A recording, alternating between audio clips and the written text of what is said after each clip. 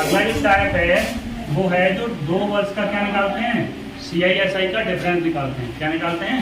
CISI का difference निकालते हैं। अब देखो CISI का डिफरेंस निकालने के लिए क्या करना पड़ता है कि सबसे पहले तो फॉर्मूला होता है, लेकिन फॉर्मूला से हमें करना नहीं सवालों को। क्या करना है? इसे एक अप्रोच से करेंगे। देखो जैसे हमने मान लिया हमारा मूलधन क्या है, 1000 रुपया है और समय कितना है, 2 वर्ष, यानी CI रेट परसेंट मान लो कितना है, रेट परसेंट हमारा 10%।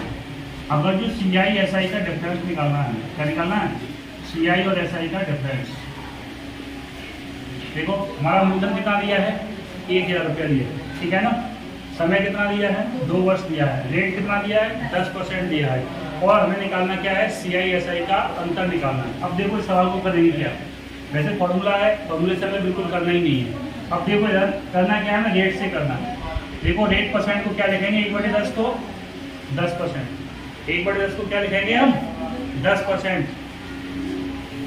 सामने से थोड़ा बैठो, 1/10 को क्या लिखेंगे, 10%, ठीक है ना। अब जब 2 वर्ष का वाला रहेगा, कितने वर्ष वाला, 2 वर्ष वाला, तो क्या कर देते हैं, 1/10 का क्या कर देंगे हम, स्क्वायर कर देंगे। तो क्या करेंगे, 1/1 का स्क्वायर करेंगे तो 1 और 10 का स्क्वायर करेंगे तो कितना हो जाएगा, 100। ये देखो ऊपर वाला होता है हमेशा अंतर होता है, और जो नीचे वाला होता है वो हमारा क्या होता है, मूलधन होता है।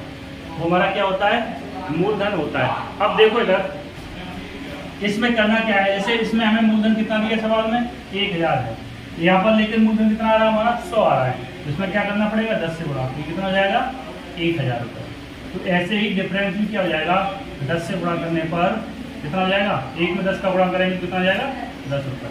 यानी हमारा मूलधन कितना हो जाएगा, 1000 रुपये 10 से गुणा करने के बाद। ऐसे ही अंतर में 10 से गुणा कर देंगे तो कितना हो जाएगा, 10 रुपये हो जाएगा। इसमें हमेशा एक चीज़ ध्यान रखनी है, जब फ्रैक्शन वैल्यू को तोड़ते हैं तो ऊपर वाला क्या होता है, अंतर होता है, और नीचे वाला क्या होता है, मूलधन होता है। अब देखो जैसे मैं एक डिजिट चेंज कर देता हूँ, जैसे मैंने यहाँ पर कर दिया 5000 कर दिया, और चलो मैं यहाँ पर भी चेंज कर देता हूँ। यहाँ पर मैंने मान लिया, चलो मैं क्या मानूँ, 4%, चलो मैं 4% मानता हूँ, 4 नहीं 5 मानता हूँ, 5% मानता हूँ, ठीक है ना। और यहाँ CISI का अंतर निकालना है, तो करना क्या है, बिल्कुल ऐसे ही करना है।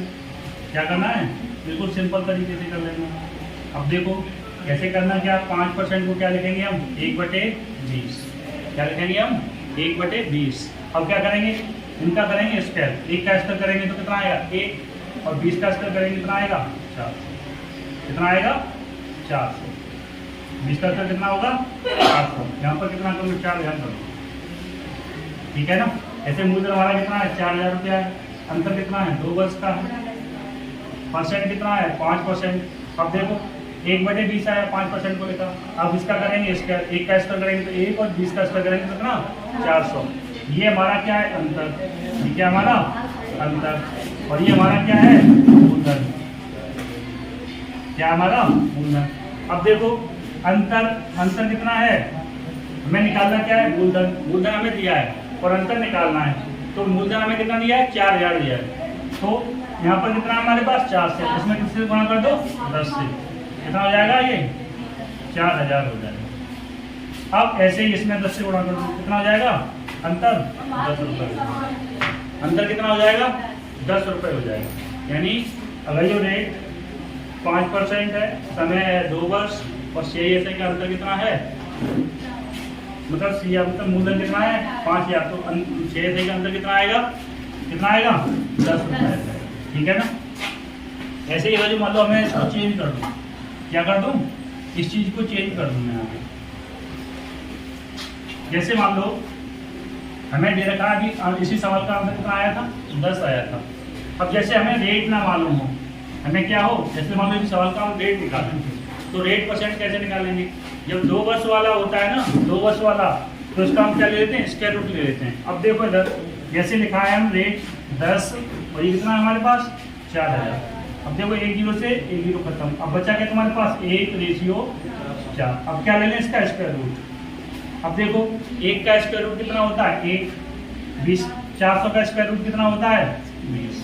क्या हो जाएगा 1/20। ये 1/20 इंटू 100 बराबर कितना आएगा 20 पंजे 100 कितना आ जाएगा रेट 5%। ठीक है ना, चाहे रेट पूछ ले चाहे मूलधन पूछ ले कुछ भी पूछ ले। अब देखो अगली सवाल देखते हैं, चेंज कर दूँ कुछ। चलो जैसे मैं यहाँ पर रेट चेंज कर देता हूँ, मैंने मान लिया टाइम हमारा 2 वर्ष है, रेट हमारा है कुछ फ्रैक्शन वाला मानता हूँ 11 सही 1/9%। कितना है 11 सही 1/9%। और ये हमारा मूलधन है 18,000 रुपया। क्या हमारा मूलधन 18,000 रुपया है। 18 मान लो, इसे 81 मान लो, कितना मान लो 81,000 रुपया। अब हमें ये अंतर निकालना है, CISI का क्या निकालना है, अंतर लेना है। तो सबसे पहले क्या लिखेंगे हम, 11 सही 1/9 को क्या लिखते हैं, 11 सही 1/9% को क्या लिखते हैं फ्रैक्शन में 1/9। क्या लिखेंगे इसे 1/9। अब क्या करेंगे, 1 का स्क्वायर करेंगे तो 1 आएगा, 9 का स्क्वायर करेंगे तो कितना आ जाएगा 81, 9 का स्क्वायर करेंगे तो कितना आ जाएगा 81। लेकिन ये हमारा मूलधन होता है, ये हमारा क्या होता है अंतर होता है।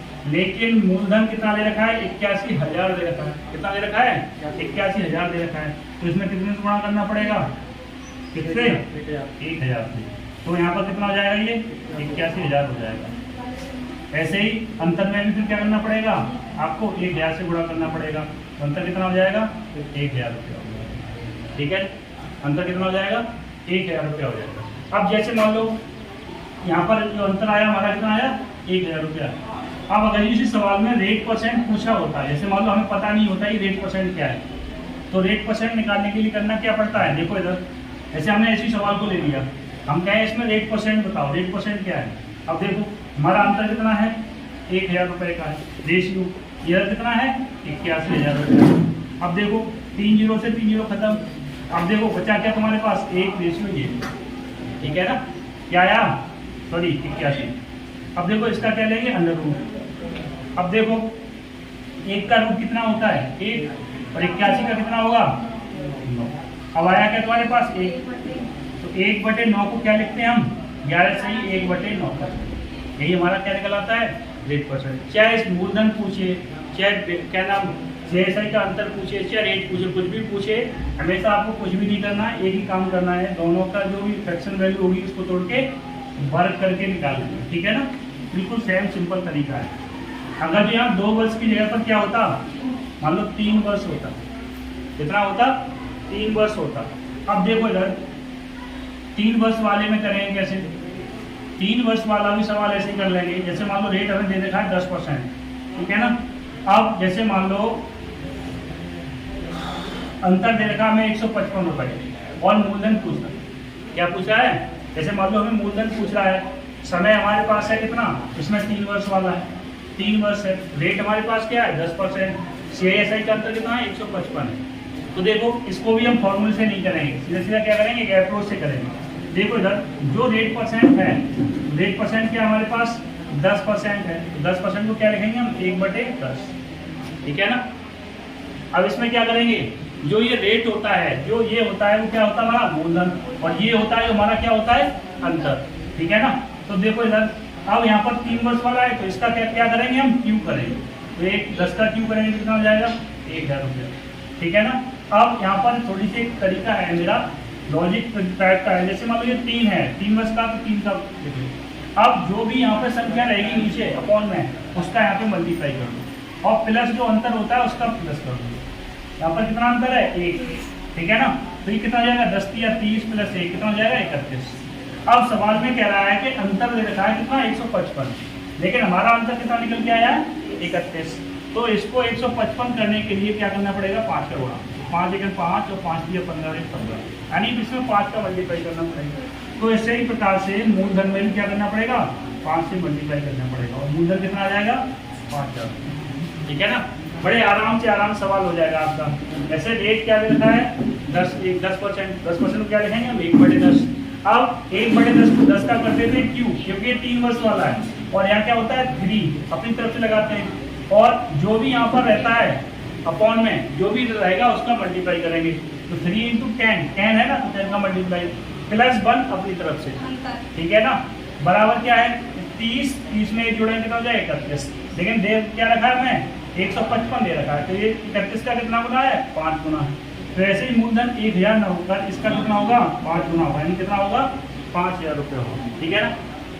चलो कैसे हम एक सवाल और चेंज करते हैं। जैसे हमने रेट मान लिया यहाँ पे 20%, कितना मान लिया रेट? 20% मान लिया। ठीक है ना। चलो फिर भी मूलधन ही निकालते हैं। अब देखो इसे कैसे लिखेंगे। अब जैसे मान लिया हमने, जैसे हमारे पास अंतर कितना होना चाहिए? 20% पाना है ना। यहाँ पर हमने मान लिया 128 रुपये, हमारा अंतर कितना है? 128 रुपया। अब हमें निकालना क्या है? मूलधन ही निकालना। अब देखो इधर, जैसे अंतर कितना है? 128 रुपया है, मूलधन हमें निकालना है, समय कितना है? 3 वर्ष है, रेट कितना है? 20%। अब देखो 20% को हम कैसे लिखते हैं? 1/5। अब हमें करना क्या? 5 का क्यूब करना है। 5 का क्यूब करेंगे कितना हो जाएगा? 125। 5 25, 25 पंजे 125। अब यहाँ पर क्या करना है? देखो इधर 3 तो अपनी तरफ से लगाने हैं, इंटू जो भी ये नीचे होता है उसका गुणा +1। अब देखो 5 दिया 15 और 1 कितना हो गया? 16। अब ये हमारा होता है क्या? अंतर, और ये हमारा क्या होता है? मूलधन। लेकिन अंतर हमें सवाल में कितना दे रखा है? 128। अब ये 128 16 से कितना गुना है? कितना गुना है? कितना गुना है? 16 8 128, यानी कितना गुना है? 8। तो ऐसे ही ये भी मूलधन इतना ना होते, इसका कितना होगा? 8 गुना होगा।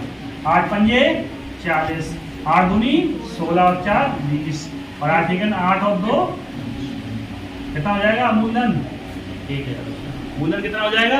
1000 रुपया हो जाएगा। अब देखो एक सवाल और देखिए, उसके बाद बंद करते हैं। जैसे मान लो यहाँ पर हमने कर दिया, ये बात समझ में आ गई? देखो इधर,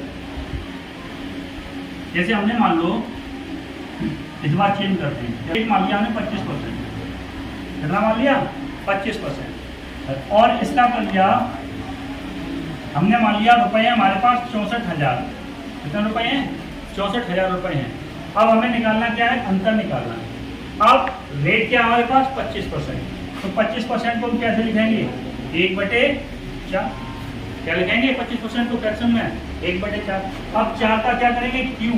तो 4 का क्यू करेंगे तो 4 चौका 16 चौका 64, कितना होगा? 64। अब देखो इधर क्या करेंगे?